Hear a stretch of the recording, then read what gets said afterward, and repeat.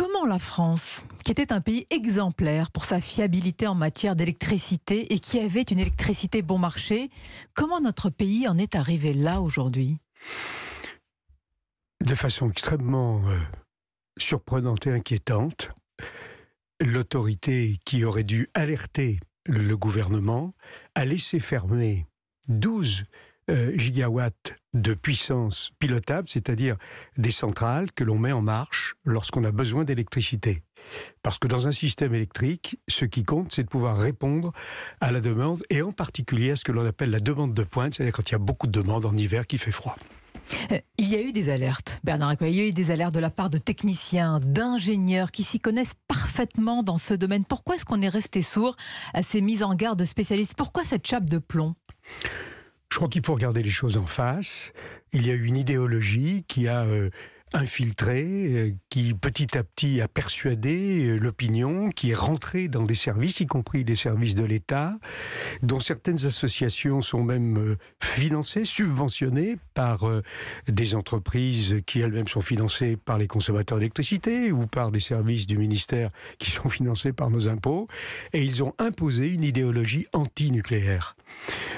Bien sûr, le nucléaire est une technologie qui exige des mesures de précaution, mais elles sont parfaitement connues. Aucune technologie de production d'électricité n'est autant surveillée, d'ailleurs, ni aucune technologie. Nous allons en parler. Vous avez publié, Bernard Accoyer, il y a quelques mois, un livre intitulé « Une affaire d'État, la tentative du sabotage du nucléaire français ». Sabotage ou inconscience? Ou mauvais choix?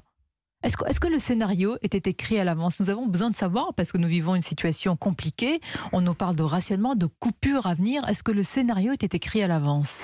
Hélas, je pense que oui. En tout cas, moi je ne suis pas un spécialiste. Je suis entouré d'experts qui sont des scientifiques du nucléaire, de la physique nucléaire, des ingénieurs du système électrique.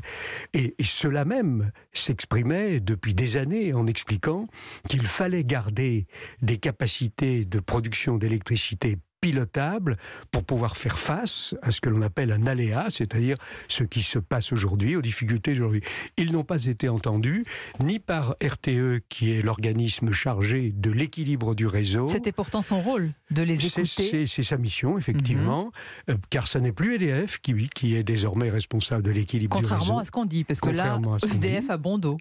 Oui, évidemment, alors qu'il faut saluer le travail énorme qui est fait par les équipes d'EDF, qui font tout pour que cet hiver, il y ait le maximum de capacité de production dans un contexte qui est très difficile. Donc, c'est ça la cause. Donc, ces avertissements n'ont pas été entendus par RTE, ils n'ont pas été entendus par la CRE, Commission de régulation de l'énergie, ils n'ont pas été entendus par les services du ministère de l'Environnement qui, depuis 2007, sont également devenus responsables de l'énergie et avoir mis dans ce ministère l'énergie qui y est vue comme un procédé qui a des effets sur l'environnement n'était pas une bonne décision, mais c'était sous la pression de l'écologie politique.